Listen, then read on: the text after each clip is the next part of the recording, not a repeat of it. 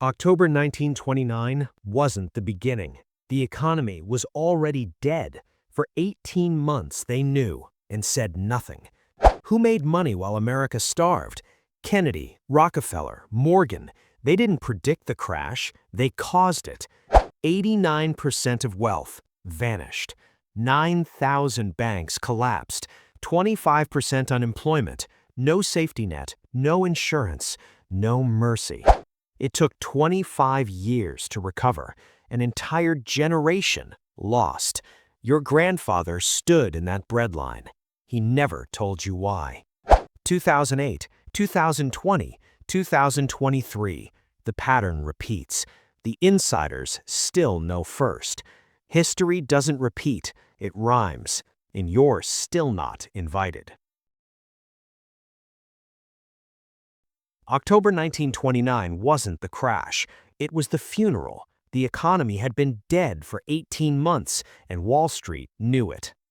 1928, green arrows everywhere. Stock tickers couldn't keep up. Bankers wore silk.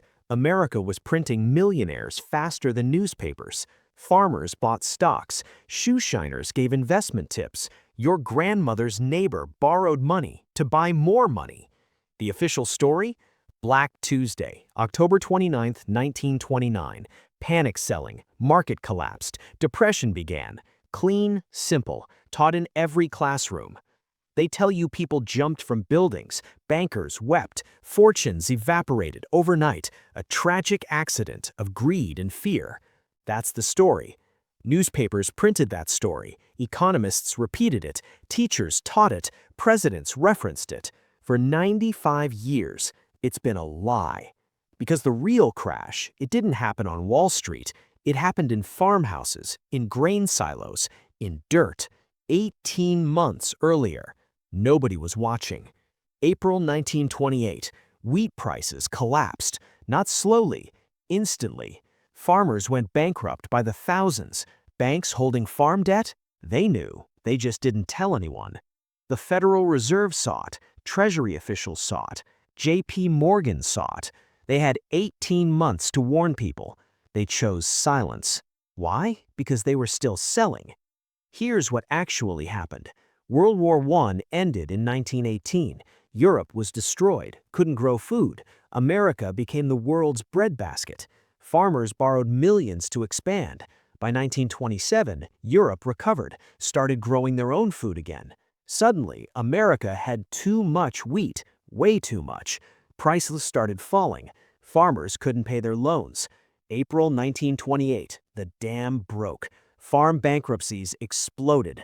Rural banks collapsed. But Wall Street? Still partying, still telling everyone to buy. The disconnect was insane. See, Wall Street had invented something new, margin buying. You could buy $100 of stock with just $10 down, borrowed the rest. Everyone was doing it. It was pure leverage, pure gasoline. 1928 into 1929, the farm crisis spread. Small-town banks failed, then medium banks. The rot was moving toward Wall Street like a slow tsunami. Brokers started getting nervous. By summer 1929, insiders knew. They'd seen the bank failure reports. They understood leverage, so they started selling, quietly, slowly, to the public, who kept buying because nobody told them to stop. September 1929, the smart money was out. Rockefeller, Kennedy, Bernard Baruch, they'd converted everything to cash. But the headlines? Market reaches new highs, prosperity forever. October 24th, Black Thursday. It started. Margin calls. When stocks drop, you have to pay back what you borrowed immediately. Thousands couldn't. Forced selling began. A death spiral. October 29th, Black Tuesday, the final day. 16 million shares sold. The ticker couldn't keep up. It ran 4 hours behind. People were selling and had no idea what price they'd get. The Dow dropped 12% that day, but that's not the real number. By November 13th, it had fallen 48% from its peak. 48%, half of America's wealth, just gone. But it kept falling. By July 1932, the Dow had lost 89% of its value. 89%. Companies that existed for 50 years evaporated. Millionaires became homeless overnight. Banks failed by the thousands. 9,000 banks. Your savings? Gone. No FDIC existed yet. If your bank closed, you lost everything. No insurance, no protection, nothing. This is where it gets dark. Unemployment hit 25%. 1 in 4 Americans. No job, no unemployment checks, no welfare, no food stamps. Those didn't exist. You either found work or you starved. Families lost their homes. Hoovervilles appeared. Shantytowns made of cardboard and scrap metal. In Central Park, in every city. Thousands living in dirt. In America, the richest country on the earth. Children stopped going to school, had to work or beg. Malnutrition became epidemic. Families ate dandelions, squirrel, tree bark, anything. This wasn't the 1800s, this was 1932. The Dust Bowl hit simultaneously. Drought destroyed crops, topsoil turned to dust, black blizzards buried entire farms. Mother Nature chose the worst possible moment to attack. It was biblical.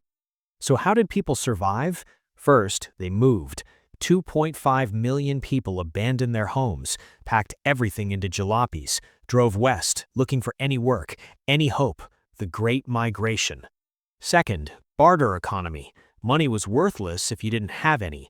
People traded skills. A doctor fixed your teeth for eggs. A carpenter built you a table for potatoes. Medieval economics in the 20th century. Third, soup kitchens, charities, churches. Breadlines stretched for blocks. Men waited hours for one bowl of watery soup and stale bread. Your grandfather probably stood in that line. He never told you. Fourth, multi-generational homes. 3 generations under one roof, sharing one income. Grandparents, parents, kids, cousins. Privacy didn't exist. Survival did. Family became the only safety net. Fifth, government programs. Eventually, the New Deal started in 1933. CCC, WPA, Social Security. FDR built a safety net. 4 years too late. Millions had already been destroyed, but it saved millions more. Now, the question nobody asks, who made money during the Depression? Because some people did. Massive fortunes, while everyone else starved. Let's name names. Joseph Kennedy, JFK's father, sold everything before the crash, made a fortune short-selling stocks as they collapsed, then bought prime real estate for pennies, became one of America's richest men. Howard Hughes bought movie studios and airlines when nobody else could afford them. Depression prices, built an empire while America collapsed. His net worth in 1929, $500,000. By 1935, $20 million. The Rockefellers, they exited at the top, converted to cash, then bought entire city blocks in Manhattan. Rockefeller Center, built during the Depression, with Depression labor for Depression wages. Genius or evil? Both. Wall Street insiders, the ones who got out early. Bernard Bark bought gold. J.P. Morgan Jr. liquidated before the crash. They didn't predict the Depression, they caused it, then profited from it. Grocery chains, Woolworths, A&P, Safeway, people still needed food. These companies expanded during the Depression, bought bankrupt competitors, hired desperate workers for nothing. Monopolies born from hunger. Distilleries, Prohibition ended in 1933. Liquor companies exploded. Seagram, Anheuser-Busch, people were broke and miserable. Perfect customers for alcohol. Depression drinking became epidemic. Profits soared. And Hollywood. Movie theaters were packed. Escapism. People had nothing, but they'd scrape together 10 cents for a movie. Warner Bros., MGM, Paramount. The Depression was their golden age. Literally. See the pattern? The people who made money had 3 things: cash before the crash, zero conscience, and patience. They didn't save America. They bought it at a 90% discount while you were in a breadline. How long did it last? The stock market didn't recover to 1929 levels until 1954. 25 years, an entire generation lost. If you were 30 in 1929, you were 55 before you broke even, if you survived. Unemployment didn't drop below 10% until 1941, 12 years. It wasn't the New Deal that ended the Depression, it was World War II. War production, war jobs, war economy. America needed a global catastrophe to recover from a financial one. The psychological damage? Permanent. People who lived through it never trusted banks again, never threw away food, never spent money they didn't have.